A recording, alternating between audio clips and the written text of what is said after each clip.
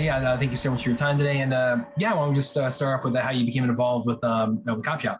Oh, yeah. I mean, the producers had a script called Police Station, and Joe and I had been talking to them about some things, and they gave us.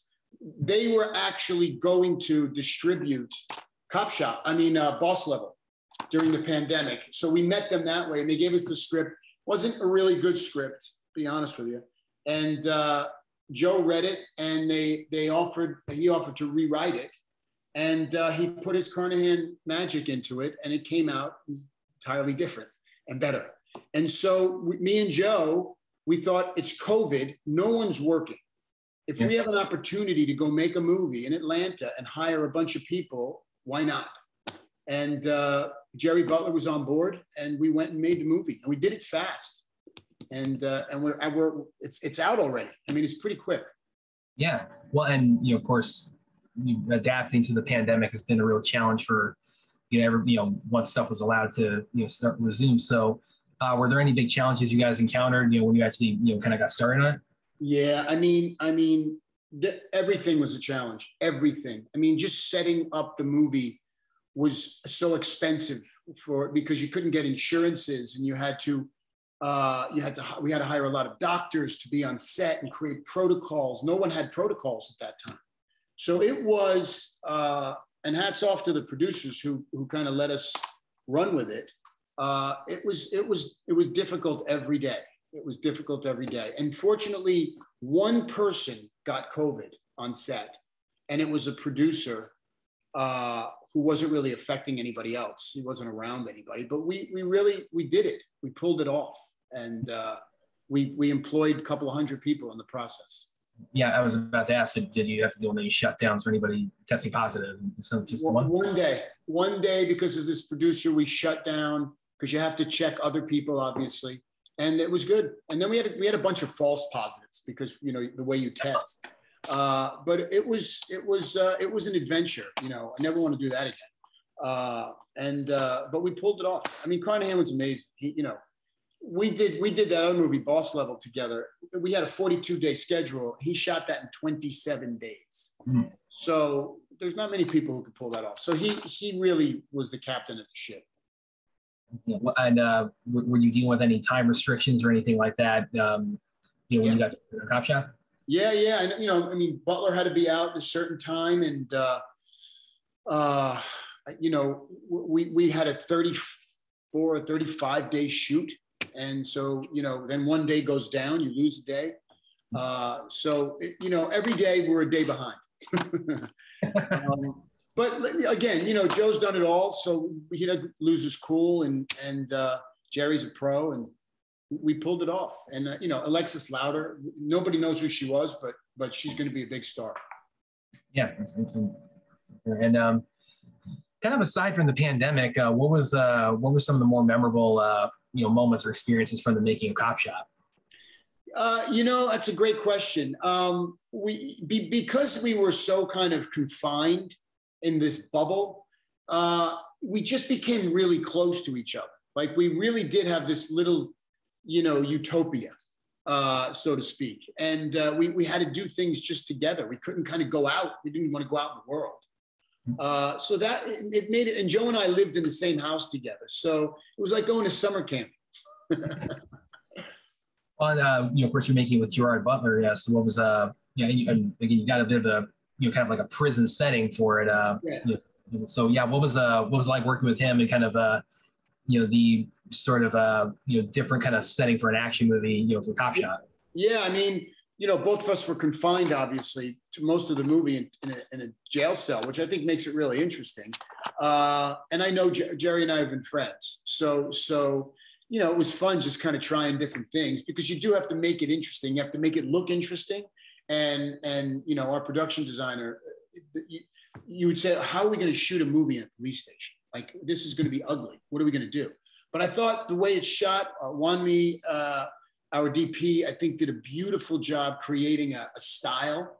And, again, for a movie shot in 35 days during the pandemic, it's a fun movie. Sit down and have fun for 90 minutes. It's like, don't peek into it too much. Just enjoy it or don't.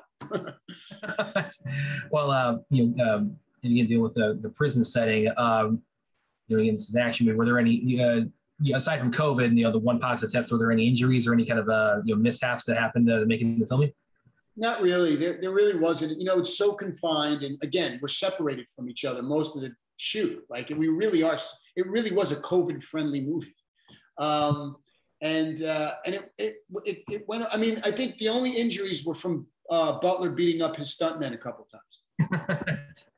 Well, and actually, with the setting, was that always intended, or was it kind of tailored, to sort of adapt it to the the COVID situation? No. The movie was what it was. It just kind of coincided with the fact that there was COVID.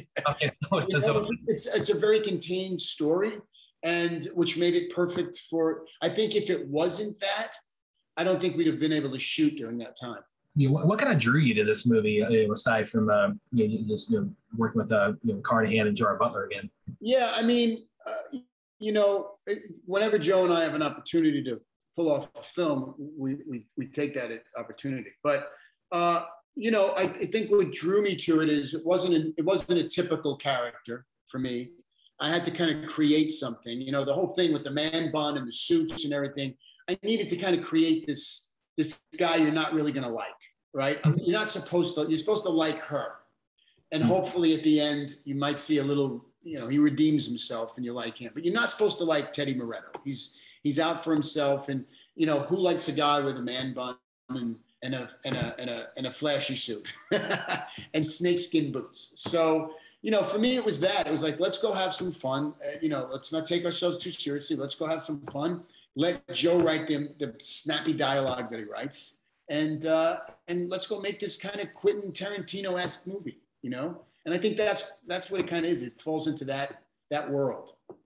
Yeah. What was he kind of a specific influence on it, or was there any kind of influence like that you drew on in Copshop? I know Joe respects Quentin Tarantino a lot, and I think Joe has a very similar style. But I haven't seen the cut that's being presented. It's different than Joe's cut, so I can't speak for exactly how stylistically it looks or how I look or whatever. But it was intended with the music, with the way it was lit, and the way we speak to each other, the vernacular. It was meant to sound like a 70s movie. Yeah. Yeah. Well, kind of going back to what you said about your character in the film, it's not meant to be a likable guy, obviously, but how is he? How would you say he's kind of different from characters done in like The Purge or in the MCU or in I think those characters, and I try to find this in in the stuff that I'm offered. I try to find something honorable in all of them. Right? So whether it's Rumlow or Leo Barnes or whatever character I played, even I did a movie called Donnybrook based on a novel, and this is a horrible human being, but I try to find something honorable. And I didn't find that there's nothing honorable about Teddy Murretto.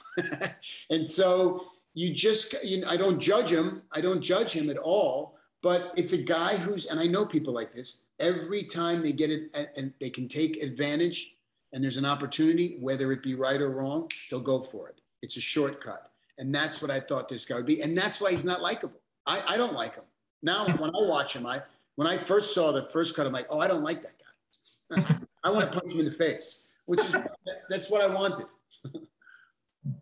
So I think just one more here, and this is a little bit off of Copshop, but we had back in December, Skylines come out, and you weren't in that. But it had a little bit of, it was like, oh, he's dead. Oh, maybe not. So and I know Liam O'Donnell has talked a bit about like where he would take it in Force. So is there any possibility we might, for Skyline 4, might see you return for that? Yeah, I spoke to Liam and he's got some ideas. It's so funny because at the same time, DeMonico called me about Purge 6. Liam O'Donnell called me about Skyline. And I thought for what Skyline, Beyond Skyline was, I thought it was one of those B movies that I will watch forever. Like I dug it. I dug what Liam did, and the special effects were great. I said, dude, if you have a good story, I'm in. So I love him. So yeah, I think there's Purge 6 in my future, and maybe Skyline 4. Awesome. Yeah. Be down for that. So yeah, Frank, thank you so much for your time today, and good luck with everything coming up and the release of Copshop. Thanks, brother. Appreciate you.